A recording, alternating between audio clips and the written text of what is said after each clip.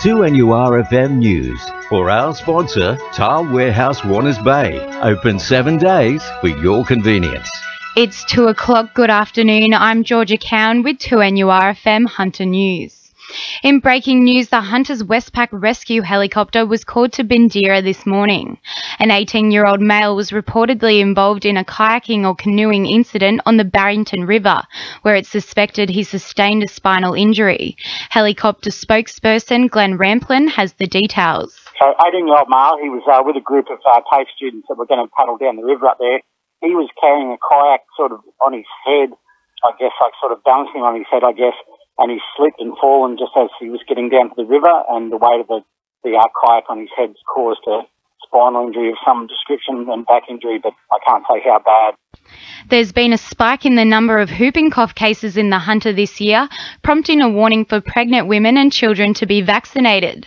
275 cases have been reported in the Hunter New England health area so far in 2015, compared to 79 for the same time last year. Public health physician Dr. Craig Dalton says pregnant mothers in their third trimester should be vaccinated for the sake of their unborn children. We're pushing for boosters, particularly, to protect the very young children who are most at risk of dying in the first few months of life, and generally in the first year of life. It's going to be devastating. So that's why there's a big push for vaccinating pregnant women before they deliver, to give their babies a really good chance to have immunity against whooping cough. Chichester Pipeline is now back up and running. The line, which supplies 40% of the Hunter's water, incurred extensive damage in recent storms, with water supply having to be rerouted to Grahamstown Dam.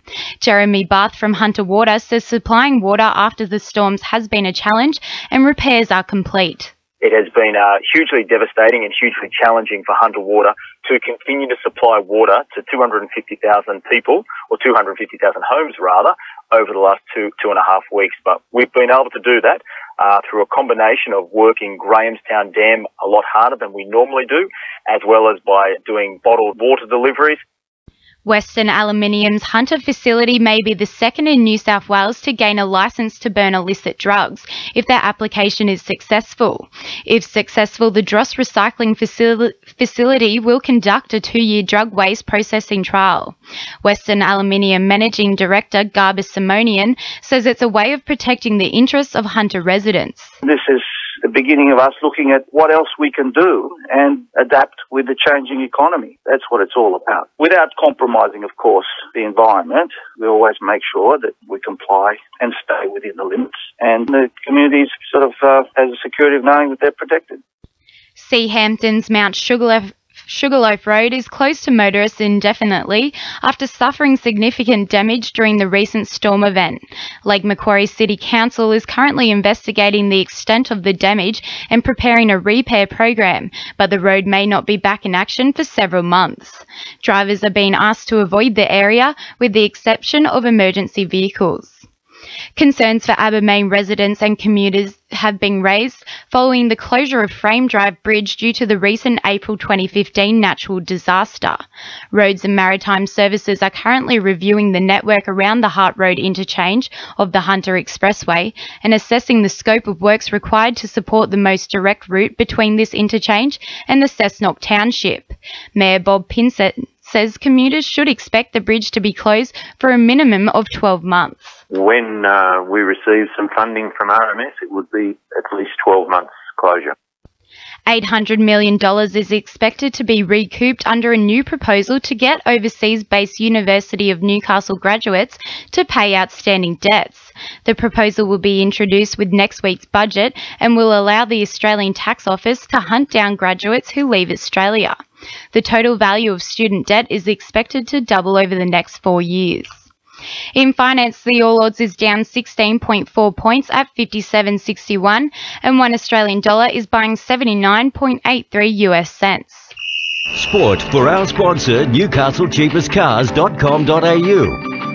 The Newcastle Knights are hoping Beau Scott's return from injury this week could be the help they need to secure a victory. The Red and Blue will clash with Manly at Brookvale Oval this Sunday, kicking off at 2 o'clock.